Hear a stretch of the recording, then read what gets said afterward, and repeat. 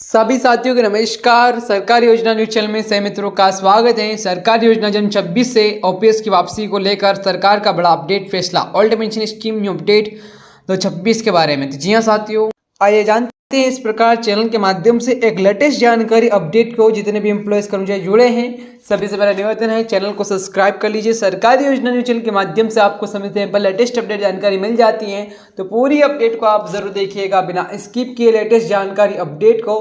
तो चलिए साथियों, सरकारी नौकरी को आज भी लोग सुरक्षित भविष्य की गारंटी मानते हैं। खासकर रिटायरमेंट के बाद मिलने वाली पेंशन ही इसकी सबसे बड़ी ताकत मानी जाती है।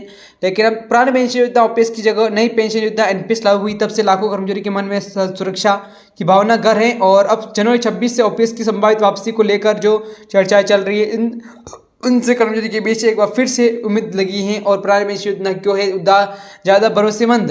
पुरानी पेंशन योजना रिटायरमेंट के बाद कर्मचारी उनके अंतिम वेतन का लगभग 50% हर महीने पेंशन के रूप में मिलता है। जब से बड़ी बात यह है कि यह पेंशन जीवन भर मिलती है और महंगाई के भत्ते के साथ साथ समय समय पर बढ़ती रहती है। यानी रिटायरमेंट के बाद आय की चिंता नहीं रहती है और कर्मचारी के अपने वेतन से कोई अलग योगदान नहीं देना पड़ता है। पूरी जिम्मेदारी सरकार की होती है। यह वजह है कि ओपीएस को लेकर एक मजबूत सुरक्षा कवच माना जा रहा है। नई पेंशन योजना क्या है? समस्या 4, जो कि 2004 से केंद्र सरकार ने नई पेंशन योजना लागू की जाए। पुरानी पूरी बाजार आधारित थे, जिसमें कर्मचारी सरकार दोनों का योगदान शेयर बाजार और अन्य निवेश संसाधनों के लगाया जाता है। रिटायरमेंट के समय मिलने वाली राशि इस बात पर निर्भर करती है कि बाजार का प्रदर्शन कैसा रहा, और अगर बाजार अच्छा चला तो ठीक, लेकिन गिरावट आई तो नुकसान भी संभव है। यही अनिश्चितता कर्मचारी को परेशान करती है, क्योंकि बुजुर्ग व्यवस्था जोखिम उठाना आसान नहीं होता है। साथियों, निश्चित पेंशन की गारंटी नई पेंशन योजना की सबसे बड़ी जिम्मेदार जो कि बड़ी कमजोरी ये मानी जाती है कि इसमें तय मासिक पेंशन की कोई गारंटी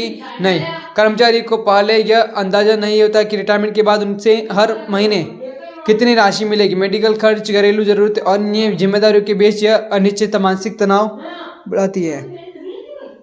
बुजुर्ग अर्थ अवस्था में स्थिर और भरोसेमंद आय भी सबसे बड़ी जरूरत होती है। कई राज्यों में बाहर ओपीएस देश के कुछ राज्यों में कर्मचारी की मांग को ध्यान में रखते हुए पुरानी पेंशन योजना को फिर से लागू किया जाए। राजस्थान, छत्तीसगढ़, पंजाब, झारखंड और हिमाचल प्रदेश जैसे राज्यों ओपीएस की बहाल कर अपने कर्मचारी को राहत दिए।